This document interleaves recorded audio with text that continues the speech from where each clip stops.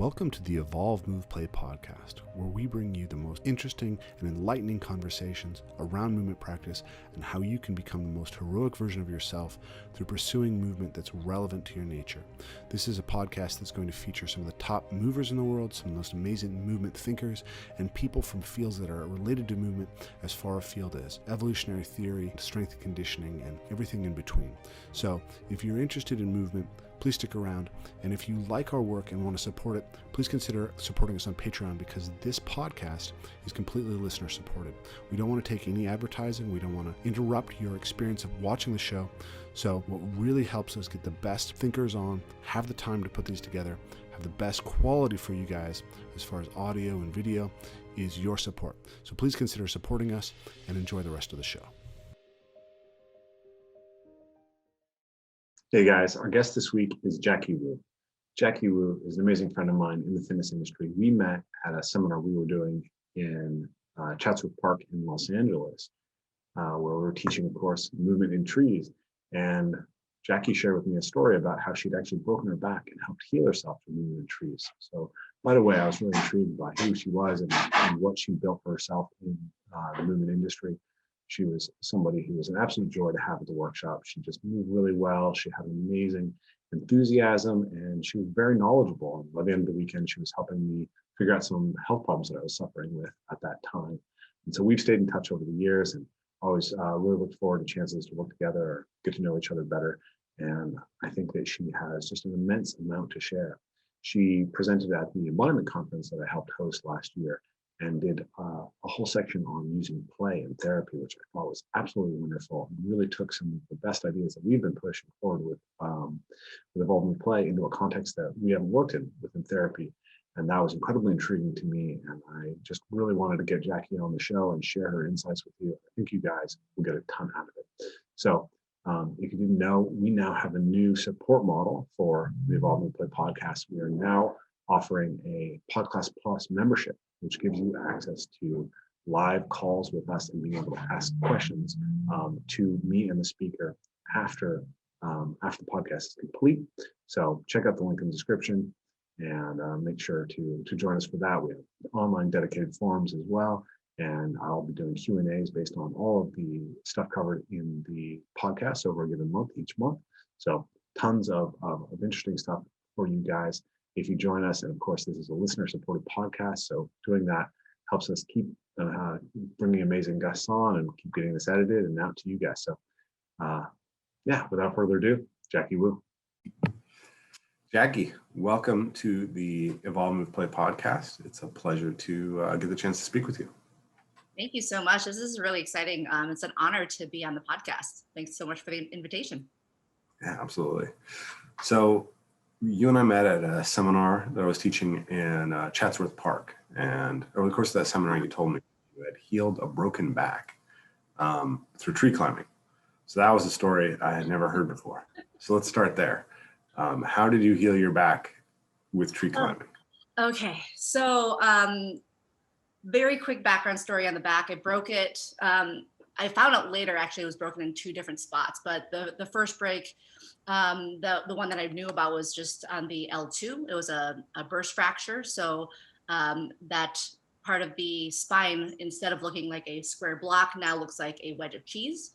That is permanent and forever. And so I didn't do regular physical therapy for it. I kind of went through my own process of, rehabbing myself and just kind of listening to my body of what felt good, what didn't feel good, and just kind of like learning about my body through paying attention.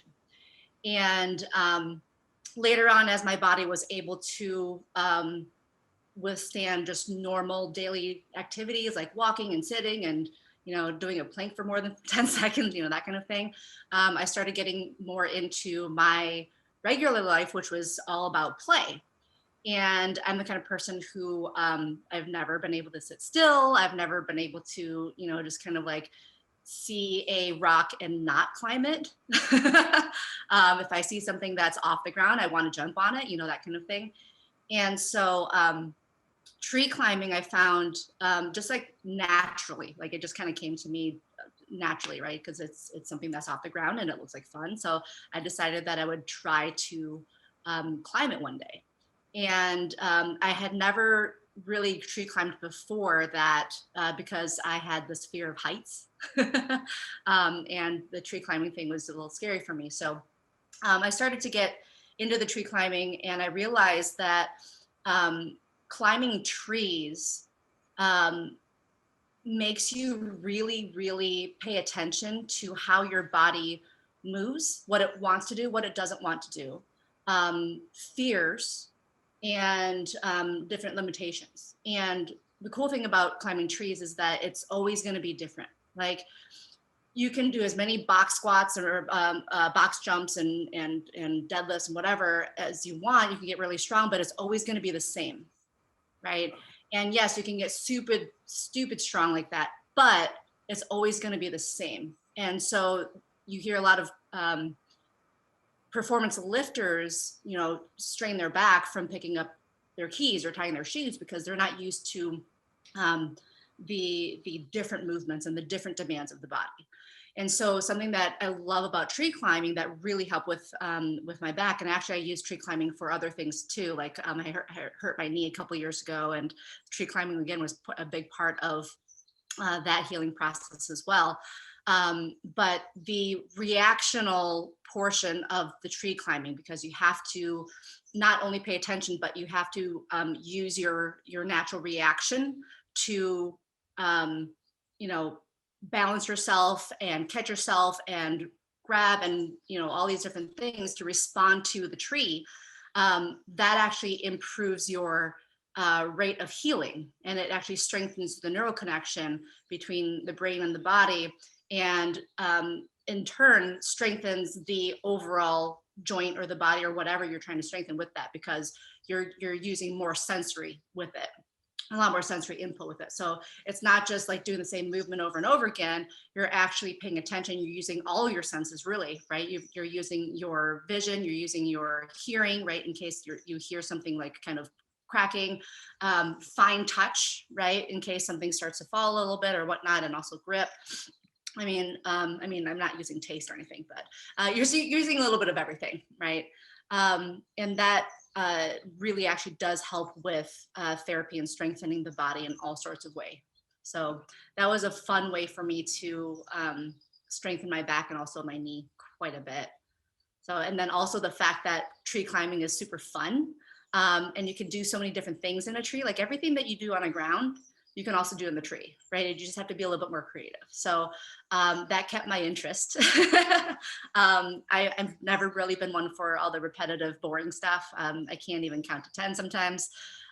So the tree climbing stuff and just doing things in trees was enough to just to grab my interest and hold it, so that I would want to continue to do it.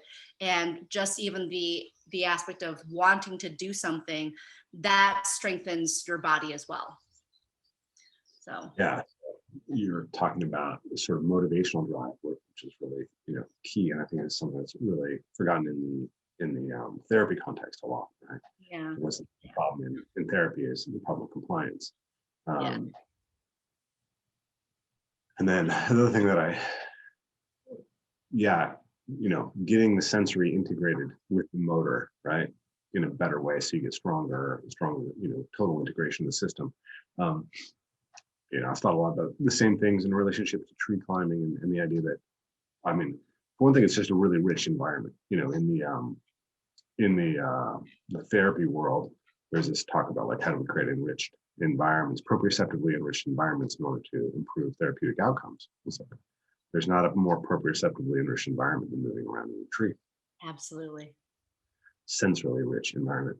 So the last time that I spoke with you, I believe, was your presentation for the embodiment conference.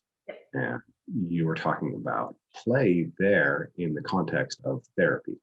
And that's something that, with involvement play, we've always thought would be interesting to go in that direction. And when you presented your ideas, I was like, oh, wow, she's there. She's really mapped this out. And I think it's pretty revolutionary, really, in my opinion. I don't think there's a lot of people who have tried to blend those two worlds. So you can talk a little bit about, first of all, let's just start with what does play mean to you, and why is it key to your approach? Oh, play can mean a lot of different things to me. And I mean, there's a lot of different types of play, right? But some of the components of play to make something play versus a chore or an obligation. First of all, is the desire to perform it, the desire to participate, right? Yeah. If somebody does not desire to participate, it is no longer play. That's what it is. And so there's that aspect. There's also the aspect of reaction, right? And involving multiple stimuli other than just doing like the same kind of motions over and over again. So you have to have some type of reaction involved in it. So you get to respond. And then a third aspect of play that I think is crucial is that it just holds your interest so that you lose the sense of time, right? And some people call that fun, some people call it interesting, some people call it determined to finish a task, whatever you want to call it, right?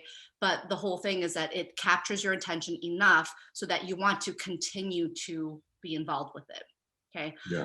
Everything else is just different types of play, right? Like you can play chess, you can play soccer, you can play climbing in a tree, right? You can play all these different things. You can play made up games. And so based on those things, that takes away that takes care of the compliance issue that we were just talking about with therapy, because one of the biggest issues with therapy, like traditional therapies for any age group, but especially the young ones and the old ones, is compliance, right? People just don't want to do it, myself included, right? Like if it's boring, I don't want to do it, even though I know it's good for me. So that takes care of the compliance issue. And then when you make it fun, people want to do it anyway. Like it's like eating something that's really good for you, but it also tastes really good too. It's like a double bonus kind of thing. So that being said, the different types of play, we can actually use them in a therapeutic method or in a therapeutic manner to just observe to see how people move in these play settings, right? You can use different games to expose people's weaknesses, fears and things that basically where people don't want to move, where people are avoiding, right? And you can use that to see, okay, well, I can see their knee hurts, and that's what they said that their knee hurts, right? But let's see how they move. Let's see why their knee hurts, right? And it might be because they're using their knee to compensate for not being able to use their hip properly or not being able to use their ankle properly. But with play, you can see in which dimensions, in which planes, right? And also with which types of sensories, like does it include the arm and the shoulder, or does it include the back, or what does it include? And also where else are they lacking? Because oftentimes it's not just a physical issue. Oftentimes it's actually a sensory issue that causes the physical issue, right? So one thing that's really cool with play is that you have to involve sensory input into it, right? So you can check out different, like with vision and with hearing and just like tactile things like that, even changing the plane of movement. So you're involving the vestibular system as well too. And then, so you can use play as an assessment, just to kind of see like where they're lacking. And then after that, you can make up a game or have some games in your game bank and use those to show the person and that system, because the person is a complete system of different systems, right? That it is actually safe to use the things that they're afraid to use. And so it's kind of like holding their hand, baby steps, saying, hey, it is okay for you to do this thing that you're afraid to do, right? We're basically just kind of backtracking those things and helping them just catch up to the rest of their body. And of course, that can also be done through games too. And then obviously you can do the reassessment just by doing the previous game to see if anything changed. And then you can, obviously check their normal range of motion, see if anything hurts again, so on and so forth, and that kind of thing. But what I find with play is that not only are people a lot more compliant on participating, but they actually get better faster. They actually show improvement a lot faster than through regular therapy because of the sensory demands and also the the integration of the sensory with the motor control, but then also the attitude, right? The attitude, the intention, the energy that gets put into it. They're a lot more willing to do it. They love it a lot more. And all of that kind of combined is this fantastic, result that they learn a lot quicker. Their brain learns a lot quicker, and they just feel better, faster.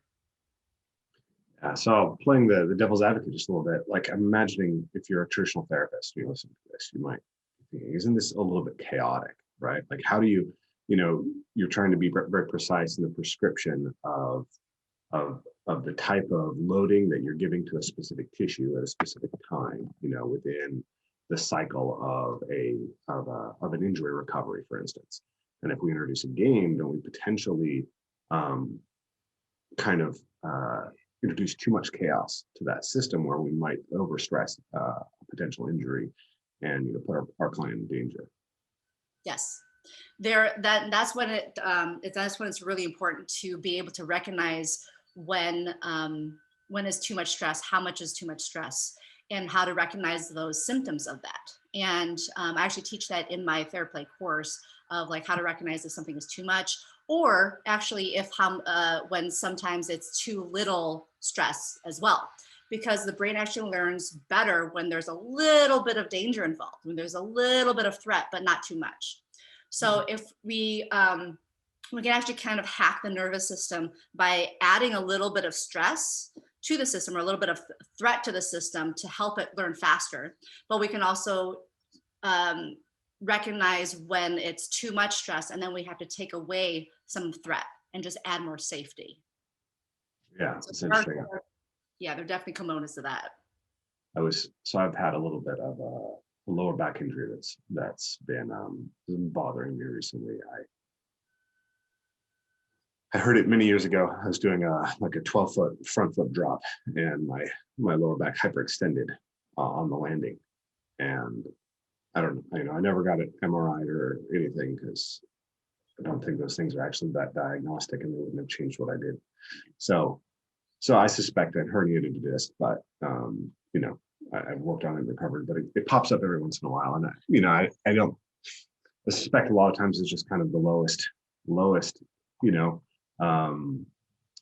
port for the stress to pour out on. But this time in particular was very strange because I was just doing a very simple movement and it suddenly flared up. And but I was like, okay, I've been overtraining, right? It's just clearly an overtraining issue, right? It's clearly just a signal of my body being overstressed.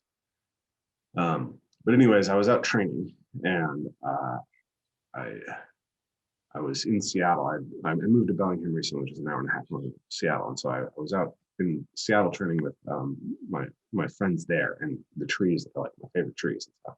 Really wanted to get a good training session, and I was going through my process of warming up, and I was still kind of stuck. It just wasn't quite warming up, and I was training barefoot, which is normally really good for me, but I had this sense that like in this particular context, that little bit of cold and a little bit of extra pressure on my feet was amping the threat level in my body too high, and that I could just take a little bit of threat away by putting my shoes back on, and that my nervous system could calm enough to allow my body to warm up, which is precisely what happened. It was very interesting because I ended up training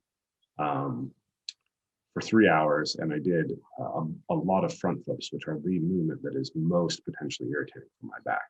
Yeah. And I was in less pain at the end of that session and an hour and a half drive home than I had been before the session and that morning when I woke up. That's awesome. So I think that idea of how we modulate threat is really key for people to understand. And I think sometimes when people think play, we don't have a really good language around the way that we think about. People know how to progress a squat, right? It's like, okay, I can use graded exposure to the squat pattern fairly intelligently. At least I can, have micro loading of the plates, and then maybe I can play with different, like, a box squat to limit the depth that I want you to go to, and then increase the depth. Maybe I can switch you to a safety squat bar in order to decrease the threat to your shoulders, or maybe move to a trap bar deadlift, blah, blah, right? I feel like people are relatively intelligent in the industry about ways that we can do that. But what it seems like is very lacking to me is an understanding of how we actually modulate games such that they appropriately challenge what we want to be challenged and create a container that's sufficiently safe. So I'd love to hear your thoughts on that and how you specifically do that in a rehab context. Like let's imagine somebody who's come in with, say, an Achilles tendon tear, and they're recovering from that Achilles tendon tear. How would you start to layer in play, and at what levels, and how would you kind of play with the games to create sufficient safety while giving them that optimal threat level and intrinsic motivation? Well, it's kind of hard to say like, okay, they've got an Achilles tendon issue, so then everybody does this game. Like it doesn't really work that way. And like, I mean, you know that. But we can use that as an example, and we can use an example of something, you know, but just to make clear that just because someone has Achilles tendon issues doesn't mean that they will benefit from this particular game, let's just say. Because there's always going to be a whole other ecology of issues. Exactly. You know, training history, other injury patterns, emotional, blah, blah, blah. Exactly. So that being said, just kind of thinking about a game that might be beneficial for them could be rail balancing, right? Or just like jumping from rocks to rocks or whatnot. So rail balancing, and there's a lot of different types of rails, right? There's the flat rails, there's round rails, there's slanted rails, there's rails that are like made of wood and, you know, stone, whatever. And just bringing that up, there's that itself has a lot of different options to play with, right? So what we could do is we could first kind of we can assess to see how they do on just like a flat rail, or basically like whatever's available, right? And just kind of see how they balance on a rail and how they move, right? And I actually, this is part of the embodiment conference. I shared a video of me actually doing a rail balancing thing and how I fixed the rail balancing. But like you remember that one? Isn't it? Huh? Is that on your Instagram? It might be. Yeah, I was looking a really quick clip of it. You got a clip of you basically working on the rail, failing, and then going to a smaller, less challenging circumstance, and then working your way up and sort of getting your body attuned in a situation that had less threat, and then coming back to it. Exactly. And actually, the thing that I jumped to after the railing, because I was trying like so many different times for that rail, and it was an upward slope for that rail too. It was a round metal upward slope. It was probably about like 3 feet up. And usually I'm pretty good at those kind of things, but for whatever reason that day I wasn't doing too hot with it. And so what I did was there was like another like mini there's a lower to the ground, and the rail was also uphill, but it was broken up into pieces by like cement spheres or whatever they were. It was kind of like you do a little bit of rail and then there's a sphere, and then a little bit of rail and then there's a sphere, and it went in different directions, right? And so and that was also important too, right? Because it involves more stimulus, and it makes it so that it's not just the same boring thing, right? Because if something is very long and very, as far as like distance wise, it might seem very intimidating. But if something is a short distance, it'll seem a lot more doable. So I decided to kind of hop on that, and I did one round of that. And that was enough to remind my brain that it was safe to do these movements on this rail, you know. And then I hopped back on the regular rail, and I did it with no problem whatsoever. I just kind of like, I could almost run up it. It became that easy. But for someone like with the Achilles issue, right? Like it could be because they're overusing their Achilles tendon, their calf, because they're trying to balance with the calf, right? Versus like using all the other muscles to help balance, right? So that could be something that you could do. I mean, if you don't have any rails or things like that near you, you just kind of see what you have. You could even go as far as like drawing a straight line or drawing lines. It could be like crooked lines, or just say, okay, now I want you to step on this rock, and now this rock, and this rock, and just kind of go in a pattern and have them aim somewhere, right?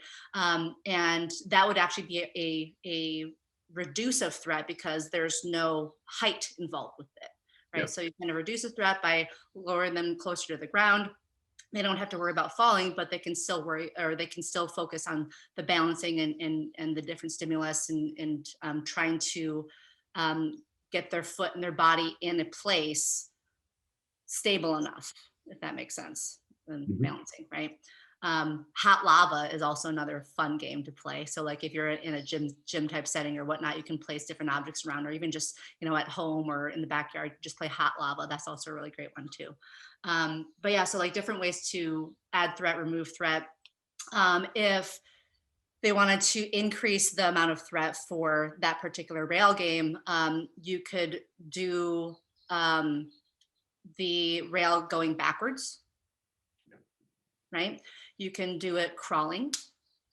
That will also involve, that's a fun one to do. In the parkour community, one of my least favorite persons. Yeah, rail crawling backwards. You can even do side shuffles, and you can do jumps and hops on it. Obviously, those are a lot more difficult, so you don't put somebody on that as an assessment. But yeah, so there's a lot of different ways that you can do stuff. And then, even having a 2x4 on the ground, right? Having them balance on a 2x4, that's also a really great regression for that too. Yeah.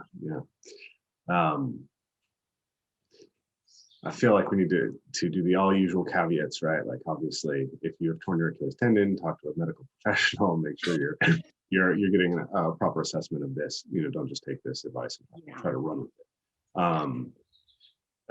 I would say that try to find a professional who understands these things, though, because there's a lot out there who don't, and I think that's often these caveats.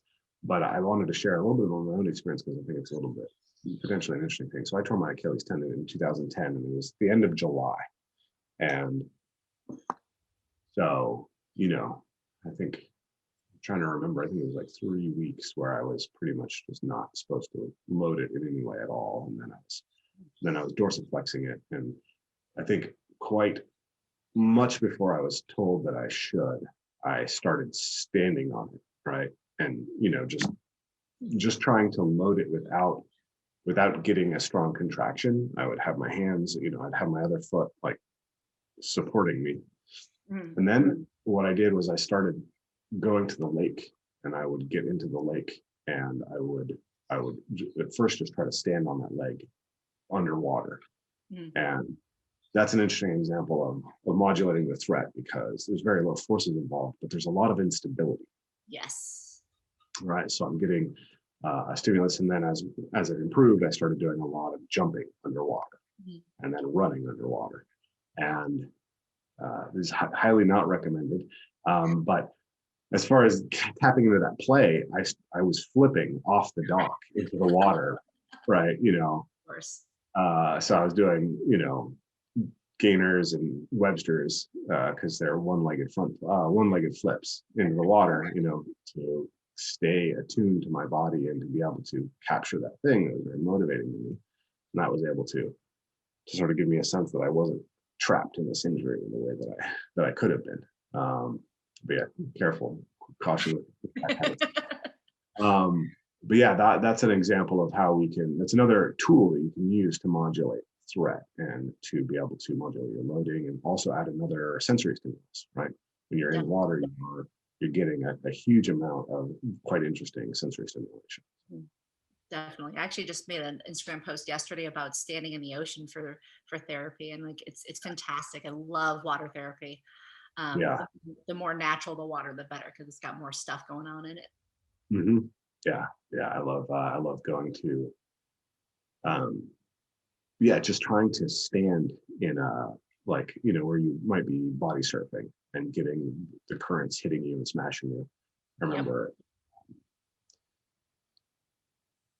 like surfing on the Oregon coast, and like coming in off of a wave and then trying to like walk. So there was a current that was pulling us down, and we walk back like in the water holding the surfboards, and you try to kind of like stand in the water, and it's like smashing it and just changing your direction. That just felt like I was thinking about like Nassim Taleb's idea of anti-fragility, I'm like, oh, how much information is my nervous system getting in this circumstance? Yeah. And then recently I've gotten really into canyoneering. And part of what I like about canyoneering is the experience of wild water, right? Like getting into water that moves you, and you have to be aware of the dynamics of it. It's not just a flat pool. Yeah. Again, potentially risky behavior, but fascinating medium to work with. I think, like, 'cause you keep bringing up risky, but this is kind of what play is all about, right? It's calculated risk, right? As a fun thing, like a hobby to do, like we like calculated risks, right? Mhm. So as a therapy, yes, there are calculated risks, and I think it's important to teach people, yes, there are risks involved in this, but that's the entire point of it, is Yeah. that there is risk in it, and that risk is actually going to make us better. But we need to learn how to listen to our body to assess the amount of risk to see if we're ready for that or not. Yeah. Right. And then also like how to build up to that. So, and actually it's kind of funny. Recently, I've been getting into Acroyoga, Mhm. and I just started it like August of last year or whatnot. So it hasn't even been a year. But I started out just like how most people do as a flyer, right? Because the flyer is like the fun part. You get to make pretty shapes and all this kind of stuff and whatever. And then one day I decided, I'm like, let me try to base. I'm like, let me try to base. I don't get to try and start out as a flyer. Well, Way actually, too big. well, actually, I bet you I can. I mean, when we meet up, I will base you. You can fly. We'll do this. All right. But yeah, so like one day I'm like, let me try to base and let me see what happens here. So I started basing a little bit, and then I realized my knee felt absolutely amazing from it. I was getting so much stimulus for my knee that I wasn't getting in my normal training. And I was like, this is a very big missing component for my knee rehab. And so I started basing more and more. And then, as I got more involved in acro yoga, you can start to see all these different poses and flows that people do. And you're like, oh, I want to do this. I want to do this. And I'm like, okay, I want to be able to do all this kind of stuff, but I can feel like there's still a little bit of instability in my knee. What do I need to do to bridge that gap? Right. And so what I ended up doing was I started using L basing and acro yoga, so being the base laying down, as my knee rehab. And I started to increase the load for the people that I was basing. So usually the flyers are like 100-pound girls, they're tiny little things. They're cheerleaders, right? And so I'm like, okay, well, I've got strong legs because I've got that martial arts background. So most of my muscle mass is my lower half of the body, but my knee was like my weakest link. So I'm like, okay, how do I do this? I can just have heavier people on me, right? I'm just going to base heavier people. So I started basing heavier and heavier people. And obviously they ended up being guys, right? Because none of usually the girls are just super tiny. And so I started basing guys more and more. And then word got out that I was a stable, strong base for guys. And then all these guys have lately started wanting to fly on me. I'm like, cool, yeah, this is great for everybody, because usually the people who base and never get a chance to fly, they can fly now, and it's good for everybody. But what ended up happening throughout all that is because I'm increasing the load on my knee in that position, and it's something fun that I like to do, my knee just got stronger and stronger and stronger, to the point where just like I think it was a couple weeks ago, I had somebody doing a handstand on my legs. Mm-hmm. And I didn't think that I could do that like several months ago. I'm like, there's no way that would be possible, but it was an easy thing to do. I'm like, this is absolutely amazing. So just the amount of stability increase and strength increase that I achieved from, even just like December till now, it's been wild. It's been absolutely wild. Like I don't think you could get that much gain from regular rehab or strength and conditioning in that amount of time as I did with acro yoga. And even with my back and my knee, just 2 days ago, I was at a jam, because we have these meetup jams every week, right? And I learned this this basing technique called too high. So it's a pose where somebody stands on your shoulders and you're standing up. And like usually what happens with my back is like I want to keep my upper body load limit as light as possible. So like backpacks or anything, all that stuff, like I make it as minimal as possible. I try not to carry anything if at all possible, because I was always afraid that it would hurt my back. And so I'm like, okay, well, let me try this thing, because my original plan was to be able to do a standing base for somebody to do a hand-to-hand handstand. So they're doing a handstand while I'm standing and I'm holding them, right?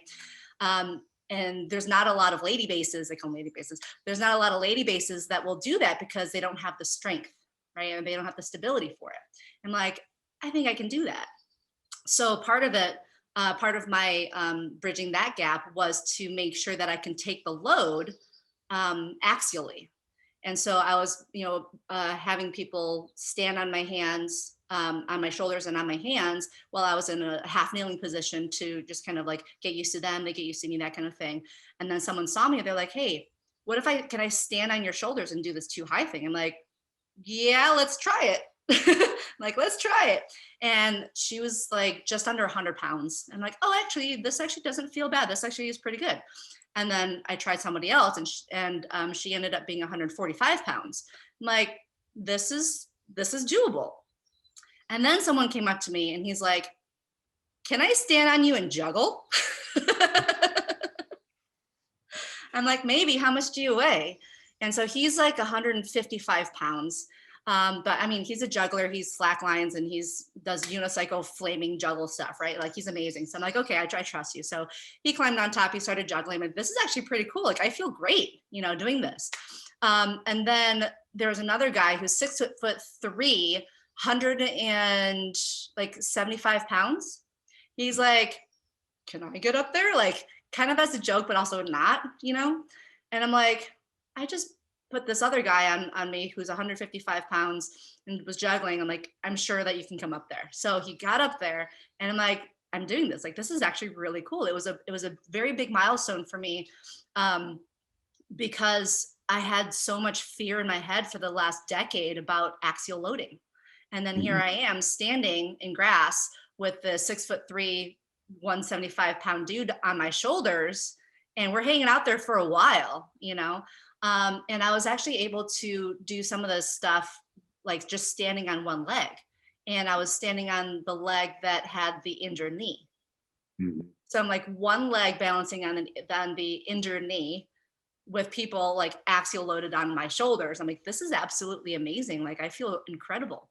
And not to mention that this was after a 10-hour drive from Tahoe and 5 days of snowboarding, so like I definitely wasn't in my best physical condition or my best mental condition, but I was still able to do that. And I felt amazing afterwards. So physical rehab via play, I felt so much more gain from it and so much faster than I have ever with any other type of rehab.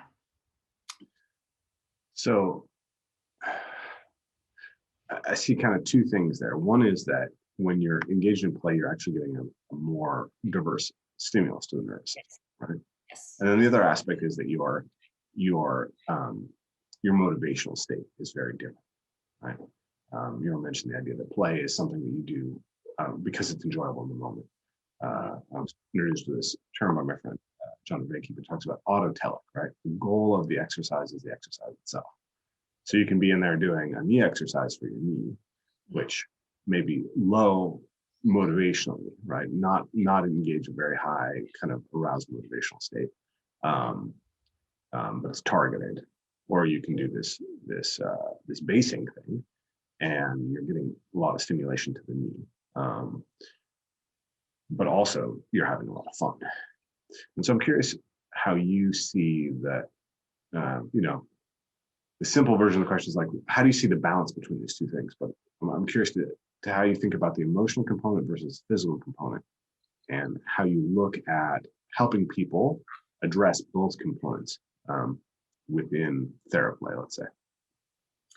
One of the things I'm a very big component of is doing what you want to do. Yeah.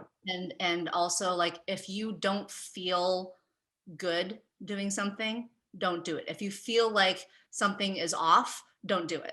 Right? It's okay to take a rest day. It's okay to go easy. It's okay to say no. Right? Know your boundaries and draw them. Right? Because there are days where I'll show up to some of these acro jams, like, because I love the social aspect of it, right? And hanging out with my friends and all this kind of stuff. I get to see like cool things happen. But some days I don't feel either physically on, or I don't feel mentally on. And if I feel that, I'm not going to put myself or other people in danger, because I have that little bit of weakness, Yeah. like, especially like as a base, if I don't feel on, I'm not putting anybody on my feet. I'm not putting anybody on my hands, because if I drop them, that's my responsibility, right? Like it's my responsibility as a base to keep them safe. Mhm. And so if I don't feel like I can hold them up, I'm not going to do it. If I feel like I'm mentally or emotionally distracted, I won't do it, or I just won't try harder things. I'll just stick to very light things. And it's I think it's really important to be able to pay attention to your physical state and your mental state and your emotional state, because they all come into play when you're doing stuff like this. And speaking of the emotional state, one of the biggest plateaus that I broke through for my knee rehab um, was actually breaking up with my ex. Mhm. And after that had happened, it was just like something just like some door just blew open, and it allowed me to actually strength train the physical aspect of my knee. Because before that, I wasn't able to do anything like that at all. Like, nothing was working. And so there was a very big emotional component with my knee as well. And so once that got over, then it allowed for my knee to start getting the physical stimulation that it needed and accepting it. So I do like to share with people like that part, even though some people are still kind of on the fence about like emotional stuff, mental stuff being involved with their physical body, especially when it comes to a part of their body that is not a normal part that's associated with stress, right? Like, people know that like neck pain and back pain and headaches are excuse me, commonly associated with stress, but they don't understand that that can be anywhere in the body. That can be reflected in your pinky. It can be reflected in your elbow, your knee, your toes, right? Your ankles, wherever. It can be reflected in organs, right? And people don't really quite understand that. They haven't made that link because it's just been associated with neck, headache, back. Yeah. So I want to, yeah. So I want to like kind of get that out there to them and say, hey, you know what? My knee has had issues for years. Didn't know that until about like 2.5 years ago. And when I started trying to rehab, I tried all these different things and nothing was working. But then the first breakthrough that I had was breaking up with my ex. And they're Mhm. like, "Whoa, that's crazy." And it's not even like the first part of my body that type of thing has happened either. It's like, okay, our emotions will actually be stored in our body, and sometimes you have to address those first before you can make any type of physical improvements. So I'm really glad that you brought up that part, because I think it needs to be promoted a bit more and just let people be made aware of. Yeah, it's interesting. I mean, I've been just noticing it in relationship to training, right? Like, um, when we teach our groups, right, we start with a series of games, and the games work to warm the body up and to move them through a diverse range of motion. But they also get them smiling and laughing. And I was thinking, well, how does that affect the rest of the training session? If you start the training session like smiling and laughing, and then also feeling really deeply socially connected to the people around you, how is that gonna impact the training? And my answer to that is it's going to be a big positive impact, right? Yeah, absolutely. So smiling and laughing in itself is a type of therapy.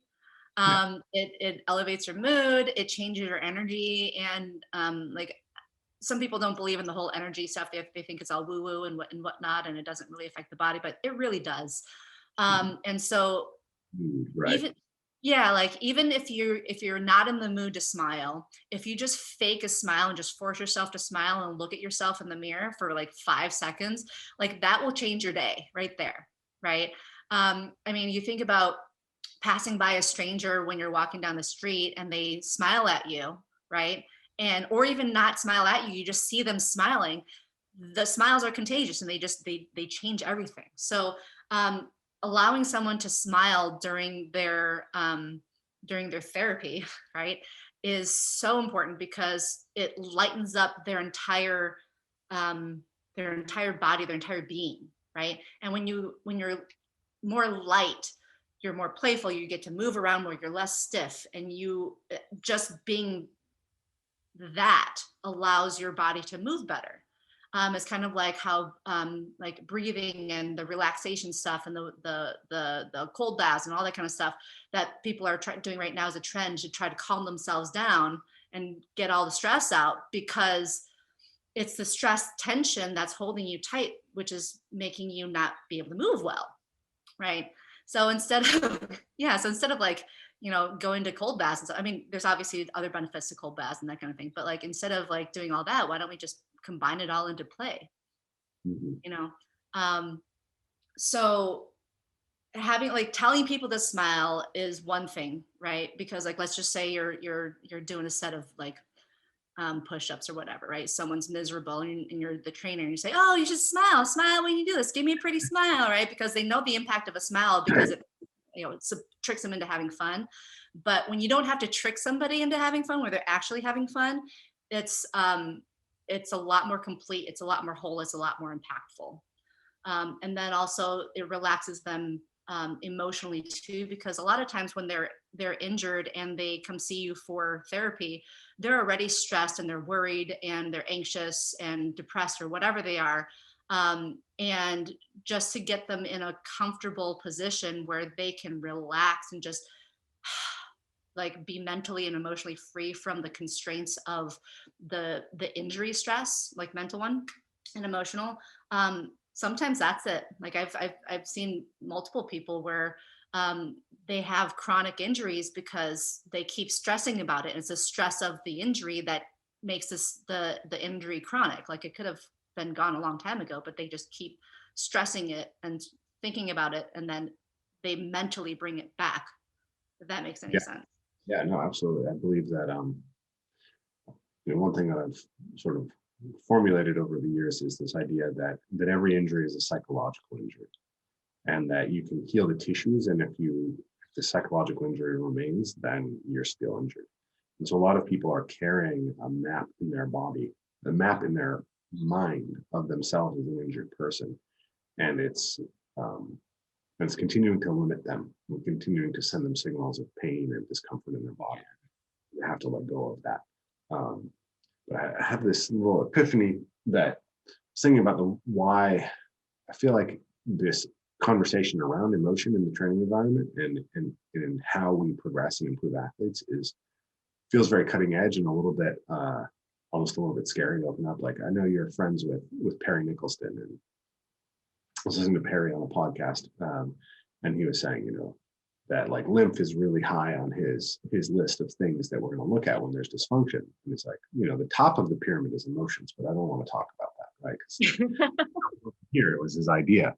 And I was just thinking about that, and I was thinking about it, how that kind of plays into the history of science in particular, because subjectivities are difficult to examine scientifically, right? And so we have the entire school of behaviorism and psychology, which rejected the investigation into, and then almost rejected even the idea of the underlying science of emotions or understanding emotions. There's a joke that I like, which is what does a behaviorist say after sex? I don't know what. It was good for you. How was it for me?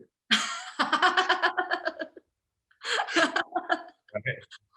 The idea being that the only thing that we can really measure is external responses, right? So if I see you flush and make noise, then I know something about scientifically about your experience, but my own subjectivity. So I was thinking about that, and I was thinking about as a trainer, I could almost imagine a hesitation, because this sounds almost like therapy. It's like, I'm like, wait, now not only do I need to study biomechanics, and I got to read, Franz Bosch and, Nikolai Bernstein. Now I need to read Carl Rogers and Carl Jung in order to be able to do my job well. So that seems like potentially like something that people would want to drift away from, because it's putting all the pieces together of this complex dynamic human organism is challenging. And so I'm curious if you can speak to how we as an industry maybe can get past that in a way that's not too scary for somebody who's coming up to say, okay, wait, how much do I have to take on to be able to do this well? That's a really good point. A lot of people are like, you bring up the fact that Perry will talk about anything, but when you brought up emotions, they're like, yeah, but let's not talk about that. There's not a lot of things that he will not talk about. So that's kind of, that's cool. That was not my interview. We talked a lot about it. That was another interview. Yeah, he'll talk about all the crazy stuff, right? He's like, if you're not on the crazy shit path, right, you're not on the wrong path. Anyway, though, so emotions, when I realized that emotions were such a huge and important component to physical well-being, I started trying to find different ways to, I don't want to say diagnose, because I'm not like licensed to say diagnose, but correlate emotions with people's physical pain. Yeah. And I learned a bunch of stuff, came up with played with a bunch of different things, and I actually came up with a few different ways where you can actually positively correlate emotions or events or memories and such with physical movements and physical body. And so I teach actually multiple different ways to do that in a few of my courses, just depending on which course it is, I'll teach a different way, right? So if it's a play course, then I'll teach it in a play way. If it's a manual course, I'll teach it in a manual way, and so on and so forth. So I've come up with 3 different ways that we can find it.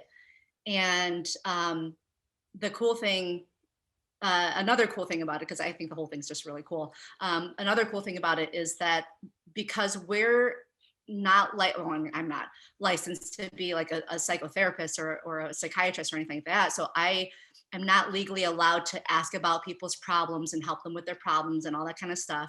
I wanted to find a way to get around that, even though a lot of people are willing to share what they have going on. Some people don't want to, and some of the things that are actually very deep rooted for people, a lot of people don't want to share those, right? Because they're very traumatic. And so, or they're embarrassing, or, whatever. So I found that you don't need to even say out loud what these things are. So as long as you learn how to ask questions properly, to help them navigate to a specific memory or emotion or whatever it is, you never have to know what their problem was. And Yeah. right. And then the thing is, like, you never have to know what their problem is. And because of that, you're not actually giving them advice on what to do with their problem. You're helping them process their emotions. You're helping them process their memories and the events so that their brain can actually get off of that broken record. Yeah. Right. So, because from what I've learned about traumatic experiences and emotional trauma and PTSD and all that kind of stuff, is that it's basically just it's unprocessed memories, right? It's an unprocessed memories, unprocessed event. So if you can help them process it in all the ways that they need to process it, then they can, like I said, just kind of get over that broken record, and they can move on. So there's different ways to do that. And then sometimes the PTSD affects only mental health. Sometimes it will affect physical health, right? And of course, to different degrees. So there's ways that we can positively correlate it to parts of the body and whatnot, so that because people come to me mostly for physical pain, and then if I go the other way. If like, okay, if it is from a trauma, then okay, then we'll deal with the emotional trauma. But I don't start with the emotional trauma, because people don't come to me with PTSD. Like, I'll fix my PTSD, right? So, but yeah, there are definitely ways that you can do this without breaking any laws or boundaries or rules or anything, and still helping, still making your client feel comfortable, but also help them get past this whole thing. And then also not making them feel like there's something wrong with them. Because that's another thing about like the stigma of mental health professionals and going to a mental health professional. It's getting better nowadays, but there's still a stigma going around saying that, like, you know, if you go to a mental therapist of some sort, that there's something wrong with you, and then it's embarrassing, right? Or like whatever your problems are, they're embarrassing. You shouldn't have problems. Everybody should be perfect, right? This is thank you to social media. So this is a way, I think, where we can help people understand that it's not anything that's necessarily wrong with them. It's just that there was just something that happened that they didn't get to process enough, and we just help them process it, and that's all it is. You know, it's no big deal. It's kind of like, yeah. So, but yeah, there's definitely ways to do this. Play helps a lot too. Yeah, play is a powerful healer, right? And a powerful way to go into and process negative emotions. Yeah. Emotions, I mean, I think when we think about the emotional aspect of training, it doesn't have to be trauma either, right? Yeah. There's just motivation, right? Like if I'm in a higher motivated state, then I'm going to get more out of my training. And there's also, I think, subtle things that are like emotional frames that we adopt that don't serve us very well, and that we can fall into, you know, like something like a negative competition, like an expectation that somebody is going to do better than you, right? And then a habit of sort of not giving it your all just because you're creating a self-fulfilling prophecy. Yeah. Right. Yeah. And I don't think that's necessarily a result of trauma, right? But it's just maybe an emotional immaturity that can limit somebody's growth. Definitely. And being able to recognize that, you know, let's say that X athlete and Y athlete are next to each other, and you notice that X athlete's performance tend to be inhibited around Y athlete, because maybe they've developed this perception that the person's just a little bit better, and so they're actually somehow not able to live up to their potential because then they will break the story that they have. Yeah. I think it's just really valuable for a trainer to recognize that the human beings are squishy, emotional, you know, narrative bound things that you know, we have biomechanics. And the idea is that essentially we tend to analogize the human body to a machine. And we tend to think that, like, you know, if we install stronger hamstrings, that the athlete is just going to perform better. Yeah. And not recognize that how the athlete responds to the stimulus that's supposed to strengthen their hamstrings is dependent on a web of other connected variables, and emotion is actually a large part of that. Yeah. So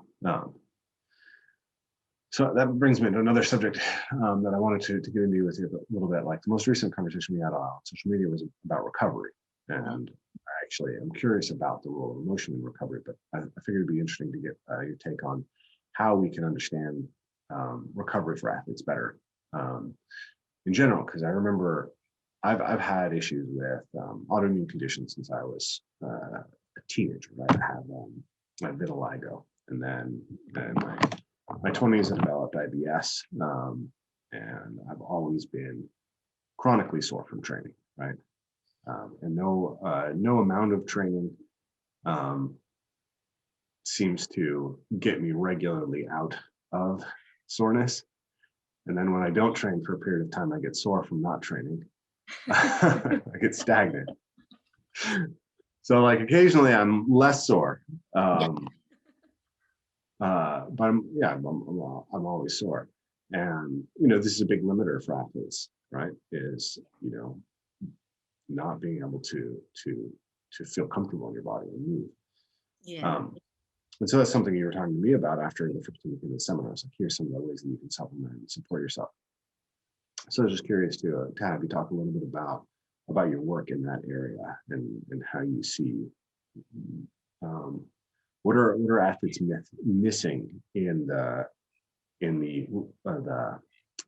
downside of the training cycle, right? We stress and then we have to recover from the stressor. Um, I'm so glad that you brought this up, because I personally think that recovery is just as important as, or if not more important than the training, the act of training itself. Because the recovery is where you actually grow, right? The training part is where you stress your system and you tear things down and you break things down and whatever. But it's the recovery time where things actually get to build and repair, and that's when you grow. You make those connections and you get to retain them.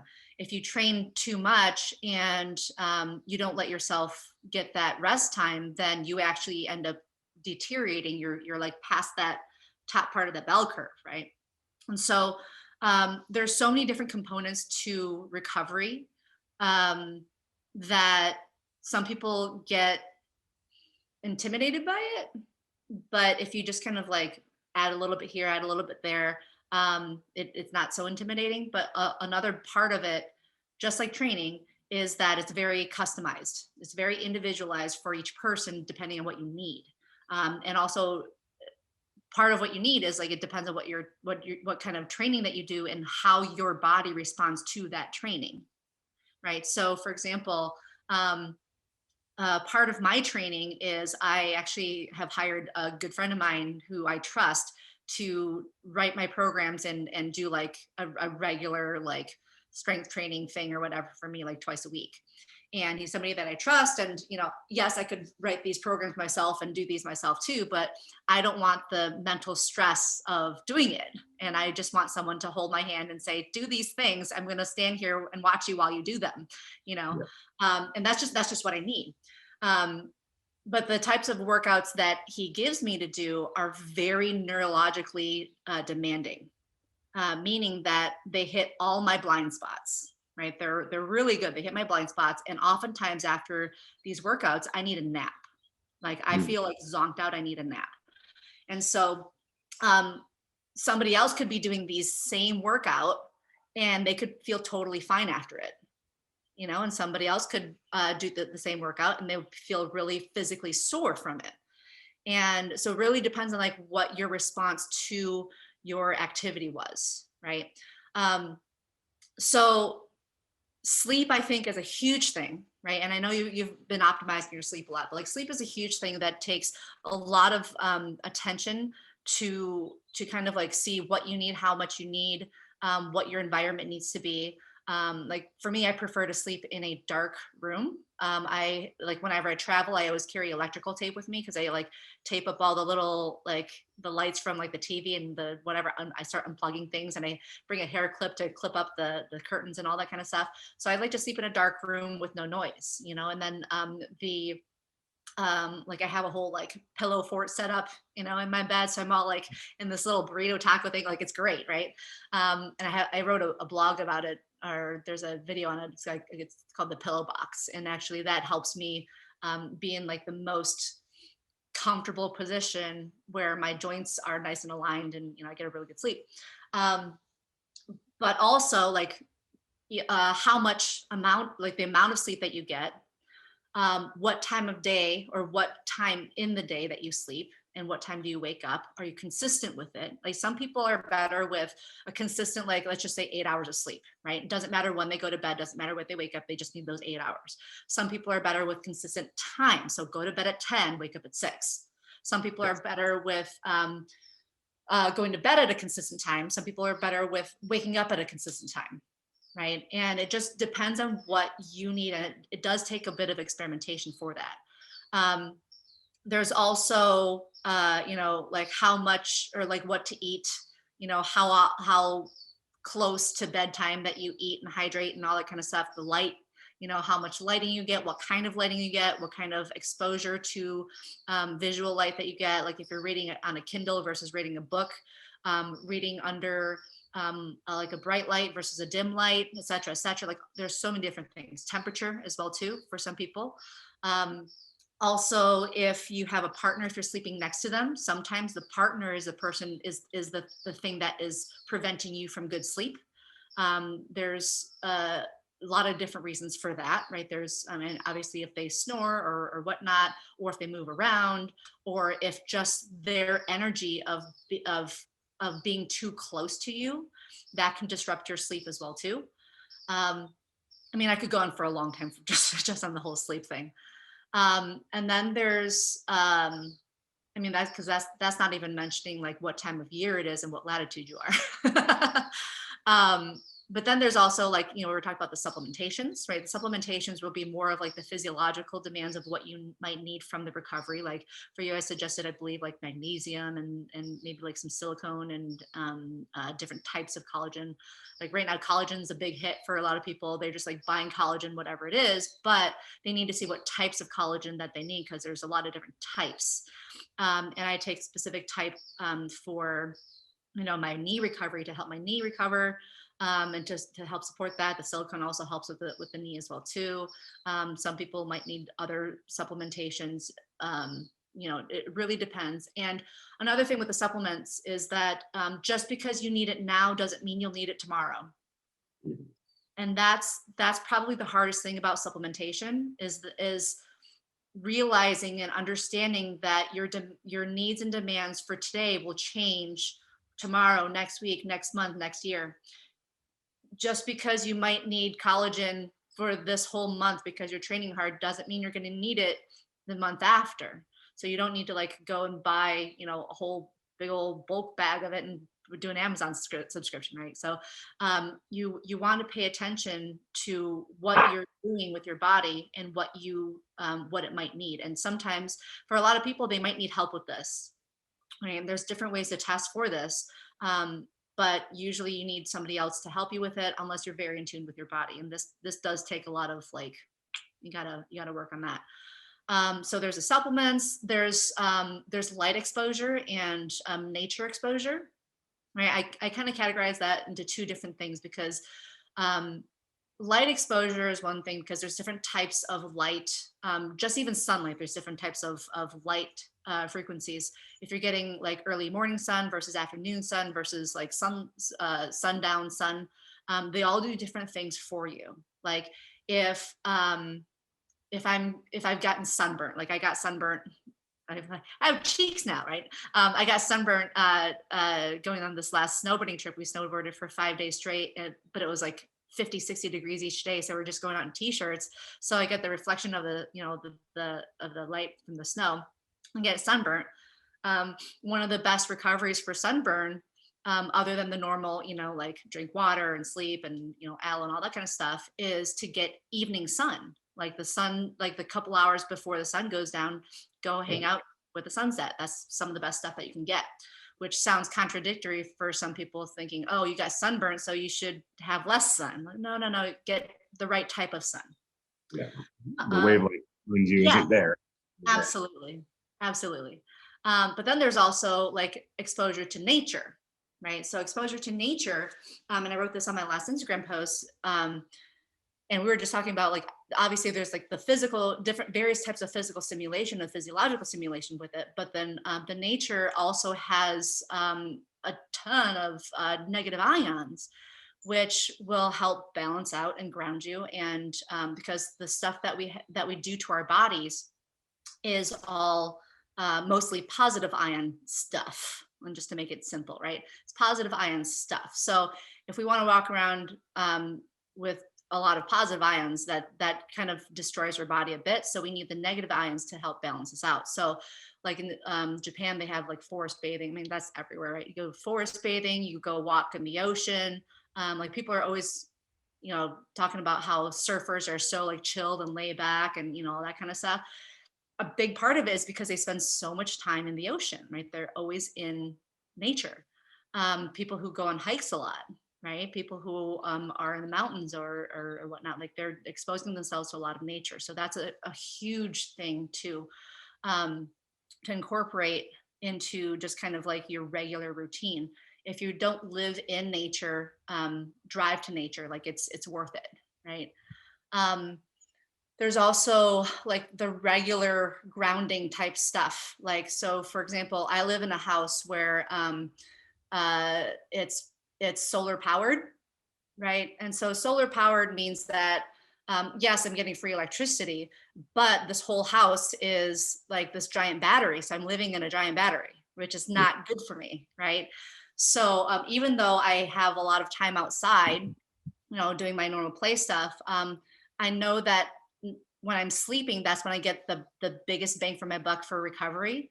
So I bought a magnet pad for my bed. And so I sleep on a giant magnet, and that helps with the positive ions from living in a battery.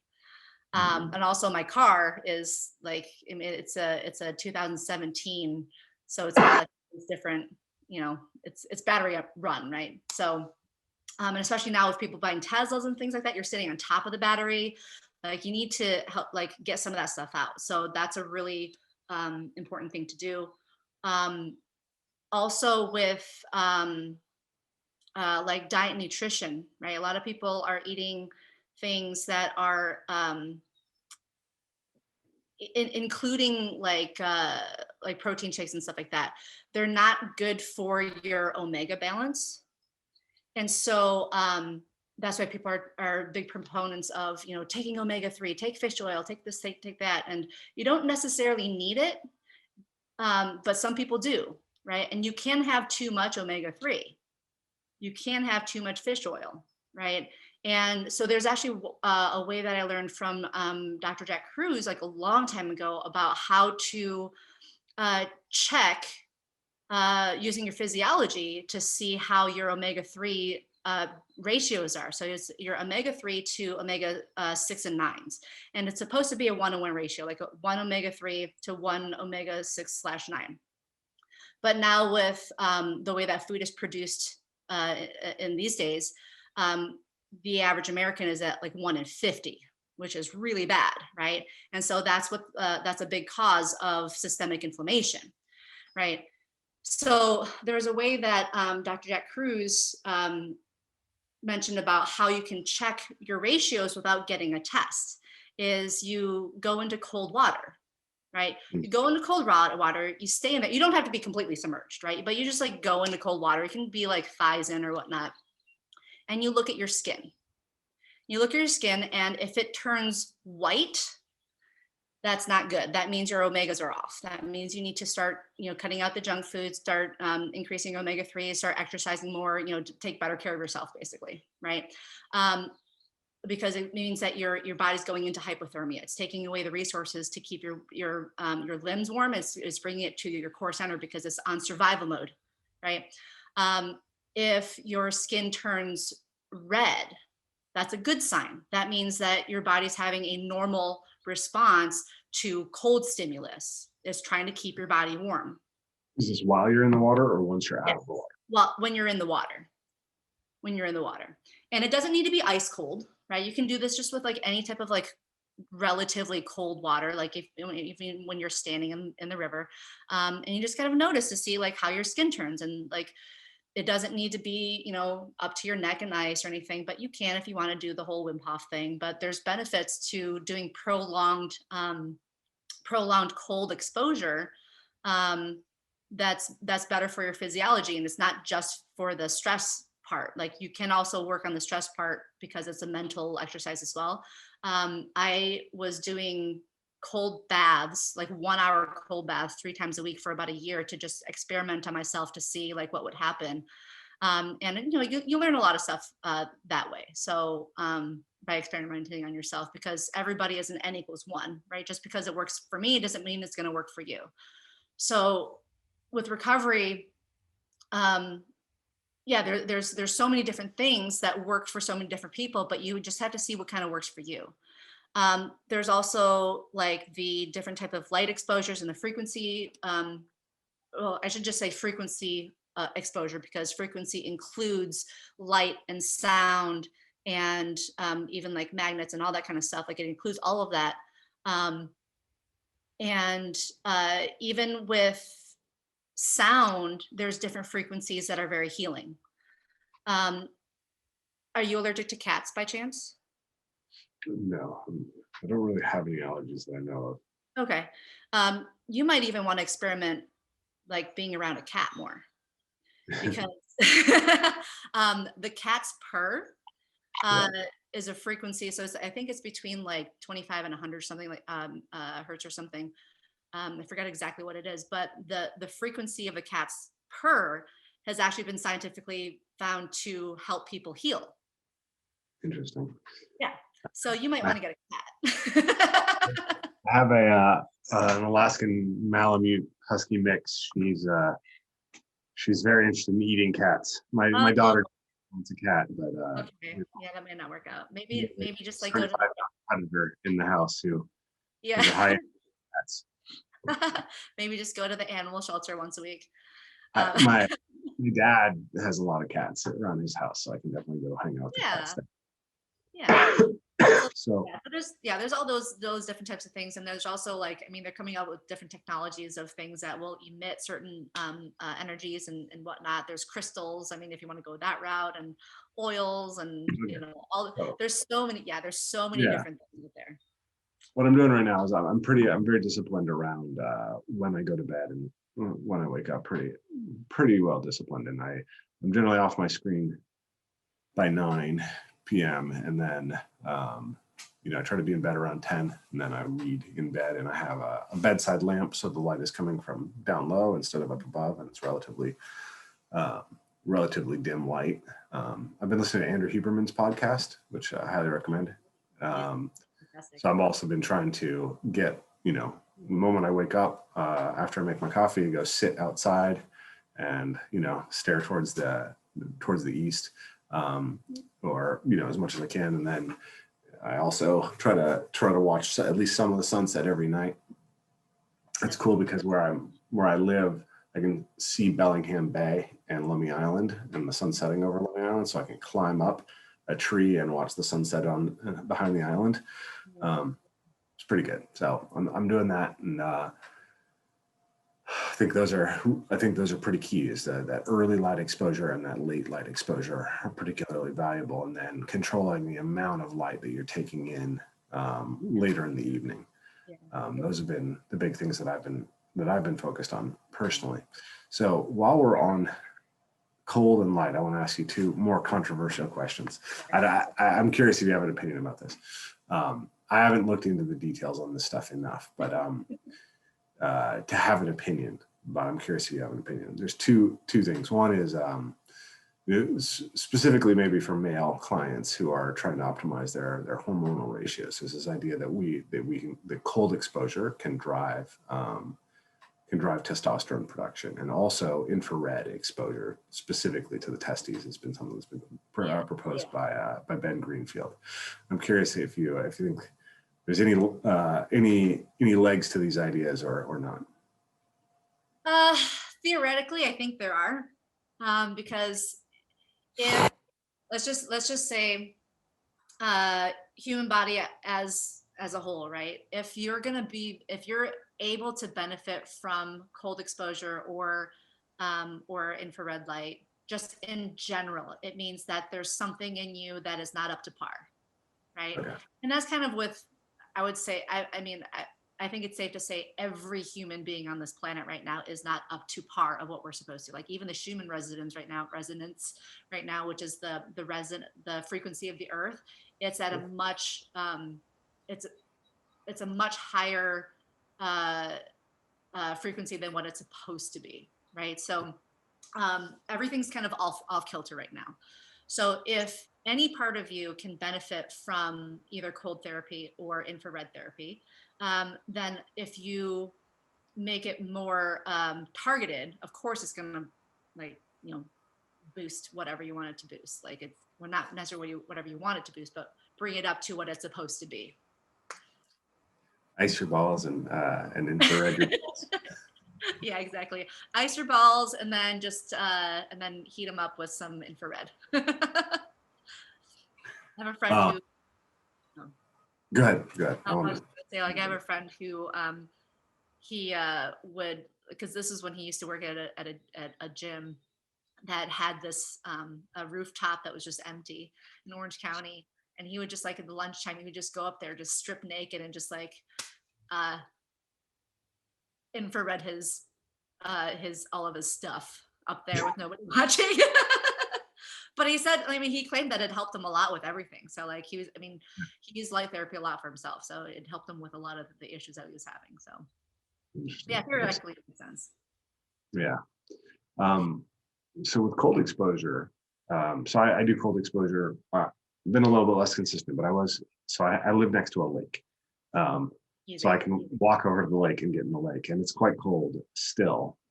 It's not a warm lake right now. So cold exposure. The last time that I checked, it was 40 degrees in the lake. So I go in there and do a minute every day. But one thing I'm curious about is the timing of that. So I know that, like, Kelly Starrett isn't a big fan of cold immersion directly after training because it potentially inhibits the inflammatory response that you actually need in order to recover effectively. I find that interesting. I mean, so one thing that I've noticed in my past is that I really like training in areas that have water as part of the training because I can just train a lot longer. So if I can jump in water and cool myself down a few times over the course of a training system, I can do another extra hour of training basically. I'm curious what you think about that. And then the other thing is that I imagine that cold exposure also has to do with the cortisol cycle. Mm-hmm. And so doing it at specific times of the day might have different impacts. And I'm curious what you think about that. Yeah. So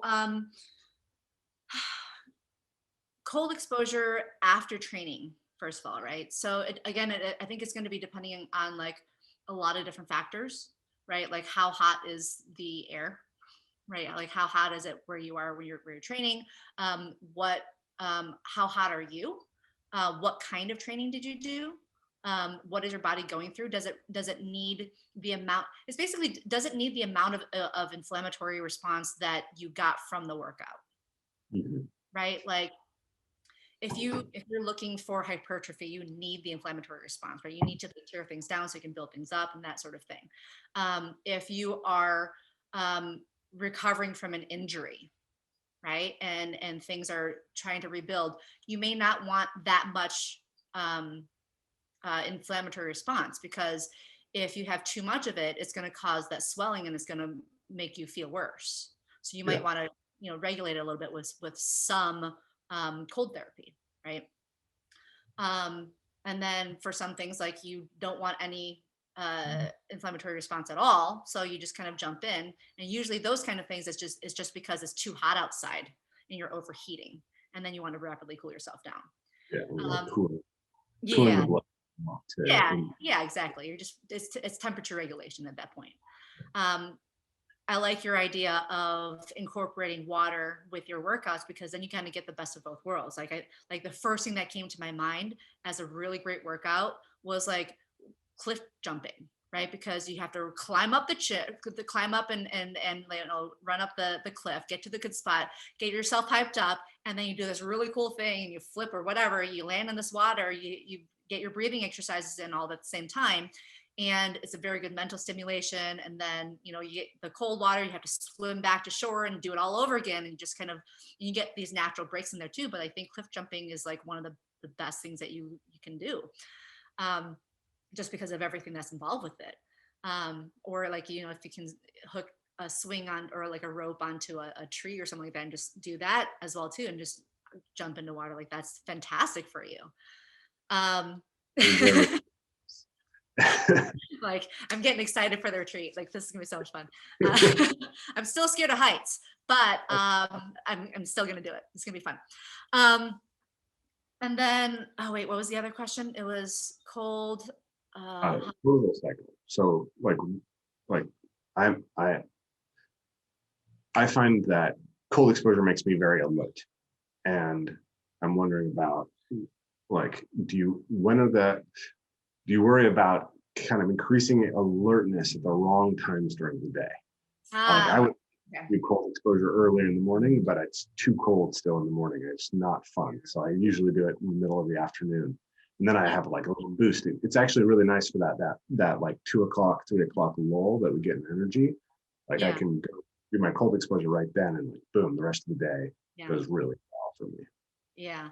And the answer to this is going to be, it depends, right? So it depends on why you're doing the cold exposure, how long you're doing the cold exposure, and how you are doing the cold exposure.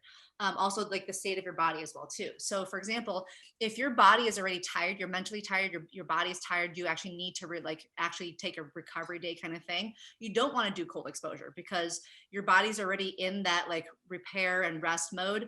And adding that amount of stress that it needs to like go into survival mode even more is not going to be good for it, right? So if you're in the mode where you're like, okay, I need to just chill, like hang out and just actually relax and whatnot, you don't want to give yourself that cold exposure, right? If you're going to be like that cold, you want to be like mentally and physically ready for it, right? Because you're not trying to put yourself in a fight or flight stage every single day. You're trying to, right? What you Sorry. right? Like you want to train yourself to be able to tolerate those things better, but you don't want to be putting yourself in danger all the time, right? It's kind of, I know some people get like angry at me for saying this, huh? For some reason, I was thinking about Jordan Peterson and his encounter with Wim Hof. And I was like, is that really what Jordan needs right now? Right? Hyper-stressful breathing combined with hyper-stressful cold exposure. On a nervous system that's trying to recover from benzodiazepine. No, he doesn't need that. Doesn't need that at all. Benzo's a hard one to get off of. But yeah, so like if you're ready for it, right? Like if you're only going in for like a minute and you're doing it for the mental boost, right? Just kind of like the refresher, mental alertness boost thing. That's great to time it with the cortisol when you're supposed to have a cortisol spike. So like just like 3 o'clock in the afternoon, right? If you are wanting to do it in the morning for that cortisol spike instead of your coffee, you can train your body to get in that condition too. And that was actually something else I was going to bring up to you for your recovery thing is, have you cycled off coffee before? Like, how is your coffee consumption? Is it regular? Is it too regular? Do you cycle off it, on and off it? Do you pay attention to, if you need it or not? And if it's a need or a want or a crutch, because it is another supplement. So, but yeah, like you could try to like replace the coffee with your normal hormones, your normal cortisol spike, and see how that works. Maybe go, obviously you probably go for a walk just by going to go see the sunlight. But also like you could just jump in the water for a quick second. You don't even have to stay in there. Just go in there and just get your feet wet. Splash water in your face. It's a desire to add the cold water in the morning, but it's been hard to motivate myself to do it. It's just, the sun isn't high enough in the morning, or it hasn't been high enough in the morning to be over the place where I would go swim. And it's been cold and frosty. But is your body physically cold or is your body physically warm? I'm cold, right? And it takes me a long time. So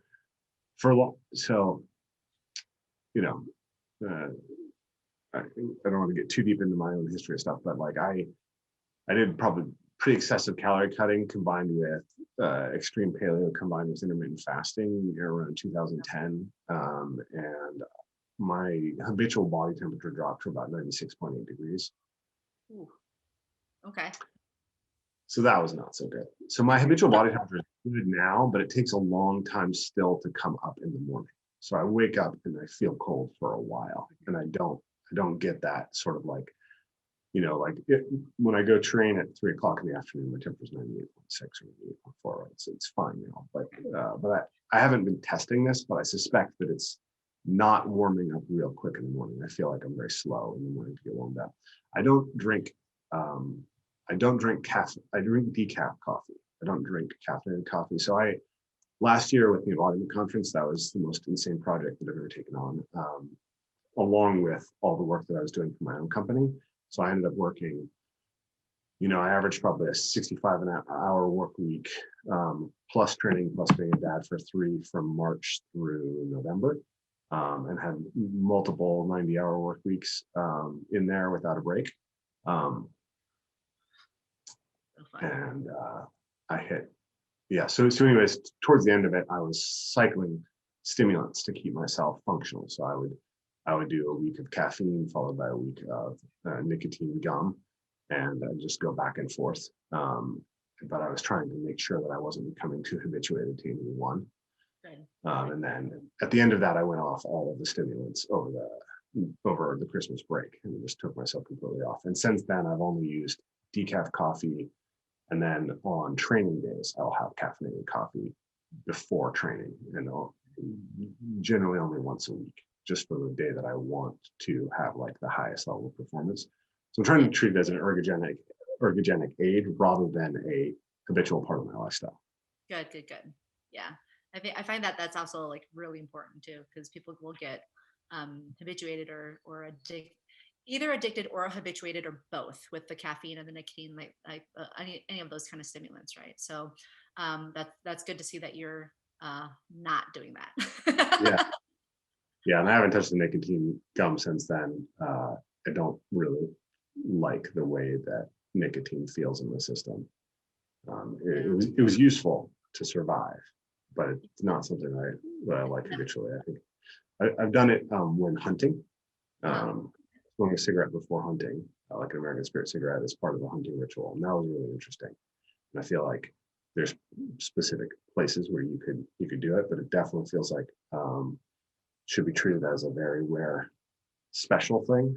Yes. The one time I did it while hunting, I literally slept 2 hours before flying to Hawaii and started a pig hunt at 3:00 in the morning. Ooh. So it was pretty amazing the impact it had on me at that stage. But I wouldn't recommend any of that. Yeah, try to live in a good state most of the time, and then use those things as the occasional disruption. But always go back to like your normal state, right?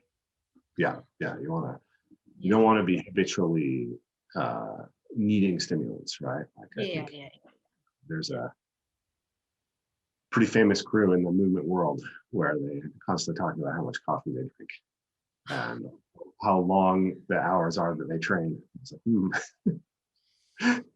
maybe 3 triple shots of espresso and 40 hours of training a week isn't actually optimal for your health. I would die. Yeah. My body actually responds really well to sleep, and it will tell me if I need sleep or not. And if I don't need sleep, or if I don't get the sleep that I need, and if I try to override it with caffeine, my body does this thing where it tells me to go F off, and it shuts down, and I go catatonic. I start getting headaches, and like nothing works anymore. And like if I try to have more caffeine, it just does it even more. So I'm like, okay, if I need a nap, I need a nap. Like that's literally all I need. So I wish I was like that. I have a hard time falling. I always had a hard time falling asleep, right? And so I've tried to train myself to naps, but it's like it's inconsistent whether I fall asleep during a nap or not. My oldest daughter is like that. She like every night it's a pain to get her to sleep. But my son is like, if he's tired, he's out. He's just like, it's amazing. He so self-regulates. Like we come home and if there's a whole bedtime ritual and everything, but he's been like, he did a Muay Thai class and a parkour class, and he's just too tired. He just puts himself to bed. He's like, sorry guys, he's 6 years old. Like, that's amazing. I'm going straight. Yeah. That's amazing. That's amazing. Superpower. Yeah, that's great. That's great. So we're getting towards the end here. So if people are really interested in your work, you've got it nicely above your head there, strengththerapy.com. And then we've got like, Instagram, Facebook stuff down here. I don't know if people can see it. It's strength_therapy for Instagram, and then Facebook's just strength therapy. Excellent. We didn't talk about Scully method really briefly, because this came up, your name came up within our online academy, because there are people talking about scoliosis, and the idea was that they're kind of stuck with it forever. And I don't know that much about it, but I know that your perspective on that is pretty different. And so if you could just tell us a little bit about Scully method before we're done. I'd really like people to be aware of that as well. So Scully method is, it's a method that I created that is a very holistic approach to scoliosis. With traditional approaches to scoliosis, there's not very many options, and all the options out there kind of suck. A lot of times it's either going to be surgery or bracing that's really uncomfortable that nobody wants to do, or it's going to be a lot of physical therapy that is forcing the body to do something that it's not ready for, or stretching it out to where it's not stable, right? So basically just putting it into positions where it doesn't want to be. There hasn't been any real methods out there that I know of that actually tackle the root cause of scoliosis, because they've kind of just generally accepted that scoliosis is either genetic or it's idiopathic, meaning that they have no idea what it is. So they just kind of accepted that and they don't actually look for it. But what I found is that there are many different reasons why people can get scoliosis, and you really have to kind of dig into the history of it. But there's a lot of different ways that you can actually not only stop their scoliosis from progressing worse, but you can also reverse it. And then also teach people themselves how to maintain their spine so that they don't have the scoliosis reoccur, because scoliosis is actually just a symptom. It's kind of like a sneeze or a cough. It's a symptom, but you got to figure out what the reason of the sneeze or the cough is.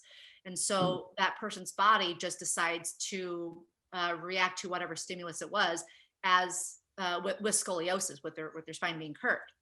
And so I've got a lot of different ways to figure out what might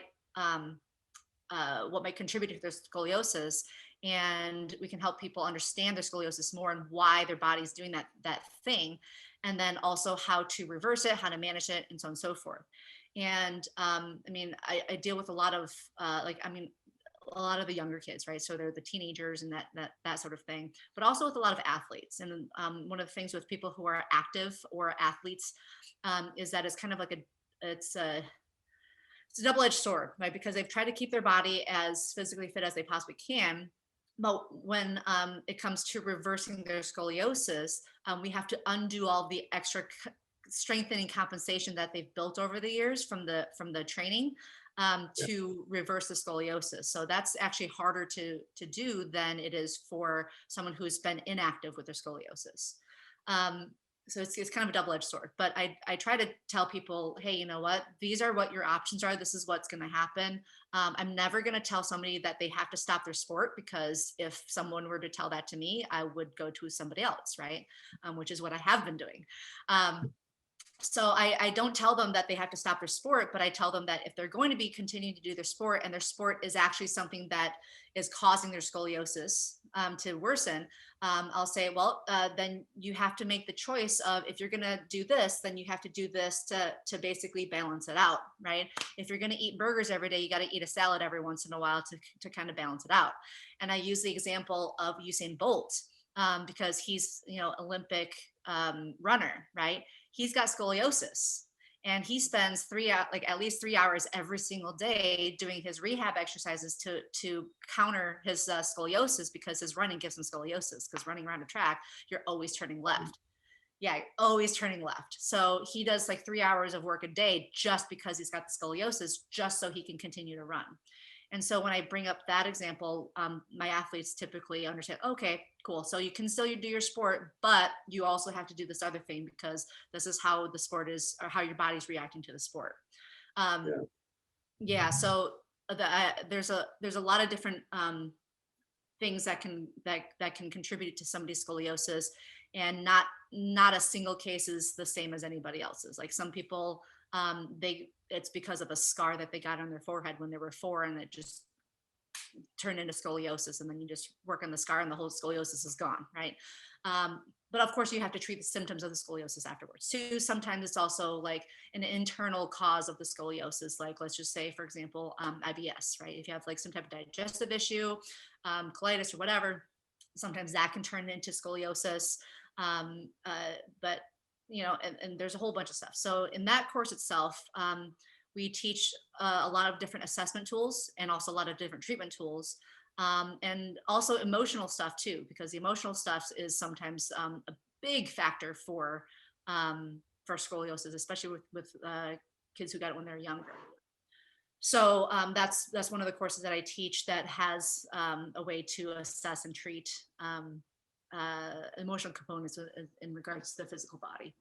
But I want that course to basically just kind of get out there a bit more, just so that people with scoliosis know that they have more options, that their options aren't just limited to surgery, or which, by the way, usually doesn't work it doesn't work out to the way that they think it will. Yeah. Most people regret their surgeries.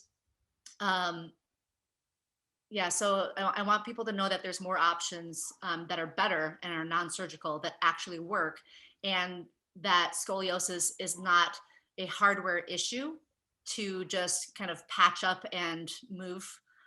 It's more of a software issue where you actually have to go in and reprogram yourself, figure out what the bugs are, and debug yourself to so that your hardware responds to that, if that makes any sense.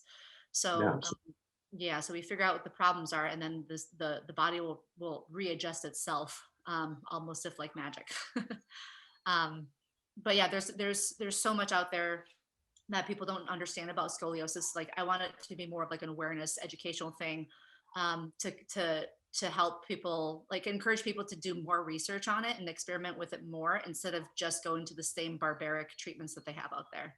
But like I teach that course in person. Usually I teach it in Asia, but right now I'm not teaching in Asia because of the whole travel thing. So if people want me to put together a course in the US, I'd be more than happy to.